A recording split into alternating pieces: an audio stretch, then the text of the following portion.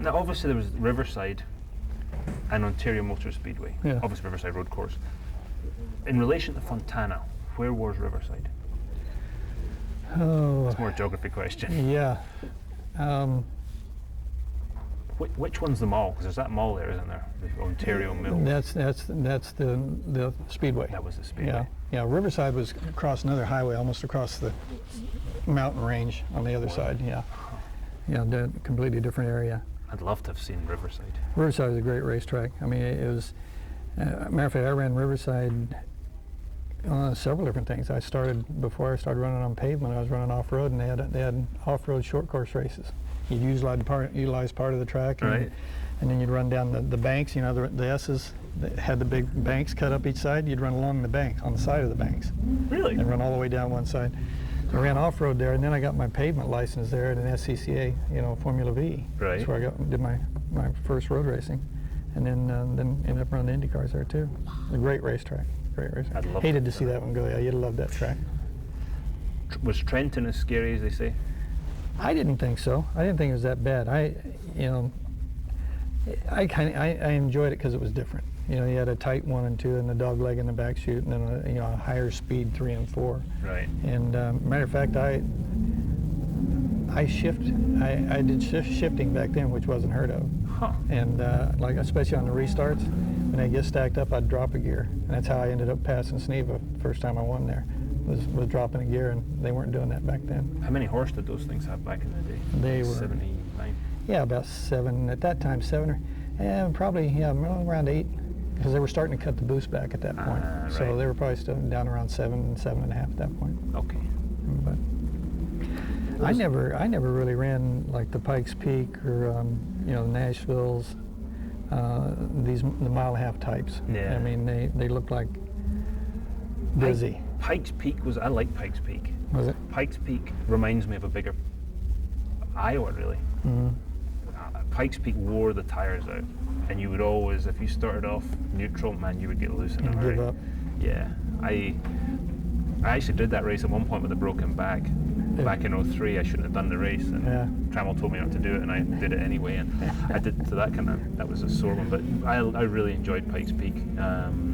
Just as a challenge, because you really had to get it, the setup right, and you had to deal with all the imbalances. You know, you never went around there thinking, oh yeah, car's perfect. It was always one end. Kind of like we were talking about the Pocono. Yeah, that's the way it was. Could never get all 3 corners.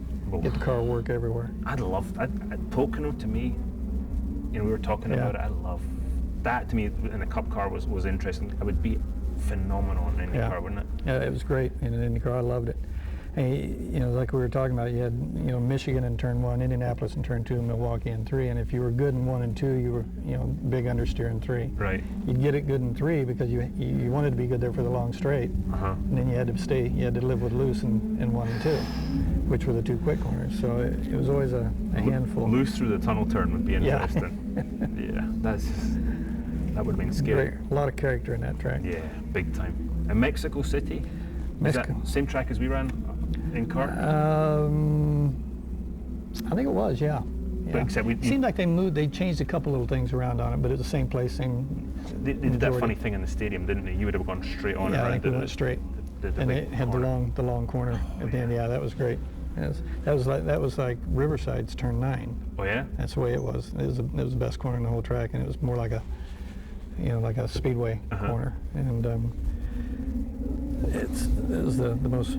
Anyway, the faster the corner, the more I enjoyed it. The more it suited me. I noticed that looking at. I didn't have to work as much. Yeah, sure. What was your favorite all-time track? It depends for what. I mean, for qualifying Indy. I mean, because that was the toughest thing we did all year. But that's what made it fun. No room for error, and 4 laps, and you got to get it right. And qualifying there, to me, you ran that track in hindsight all the time. You always ran backwards. Whatever corner you were coming to was based off the corner you just came off of. Yep. What the car did there, and then figuring in what the car did the last time you were through that corner and putting those together, and then log that and go to the next corner. That's good, because I must be doing it right, because that's the way I think there. So if I'm doing what Rick thought, I'm doing okay. Yeah. But that's, for now racing being the narrow groove, it was a little more difficult to race on. Racing, I enjoyed places like Milwaukee, Phoenix, Michigan, where you had some banking, and you could always, wherever somebody was, you could go elsewhere. There was another place to go. So I enjoyed those a lot. I hope we go back to Phoenix. I'd like to see us back at Phoenix. I do too. Just a great racetrack, right? Yep. Mind you, they're going to mess it up. I heard they're going to put some different banking in or something. No, they don't want to do that.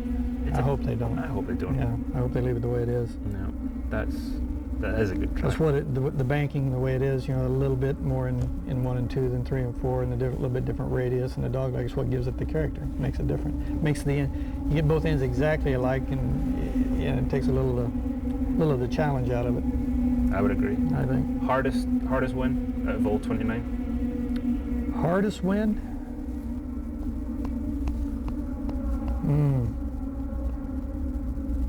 The wins were always easy.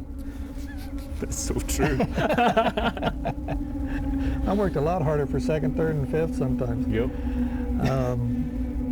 I don't know. The most gratifying win. I mean, one of the wins at Michigan.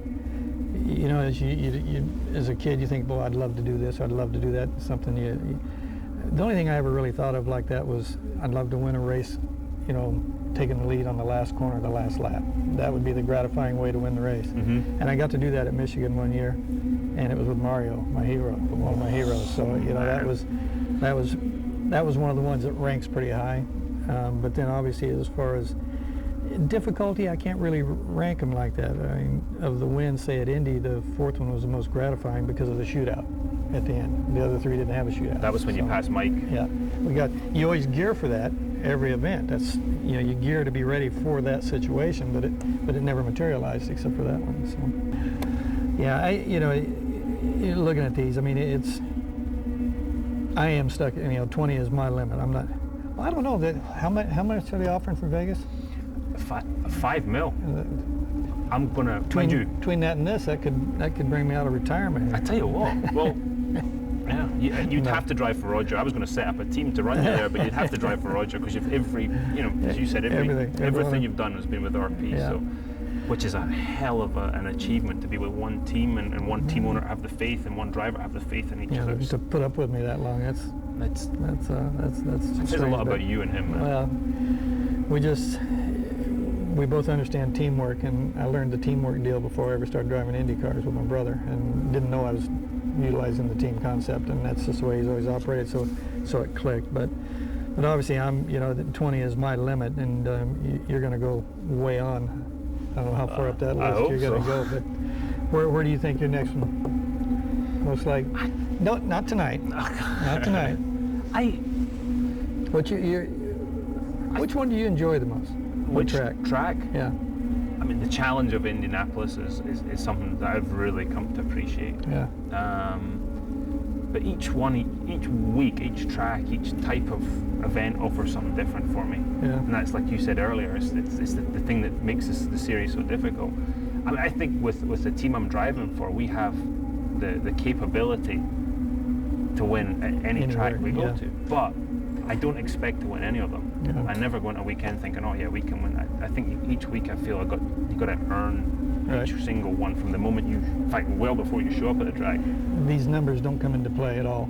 I mean, it's I don't care if you win 10, you go into the next one, it's as though you've never won one. That's where you have to look at it, I think. Yep. Anyway, that's. And I hear some guys, oh yeah, we're going to win this one. I think each one, you never. The racing gods are never simple, and it's too difficult. You got to just try and earn. So, we might not win another one ever. I'm hoping we win a few. You will.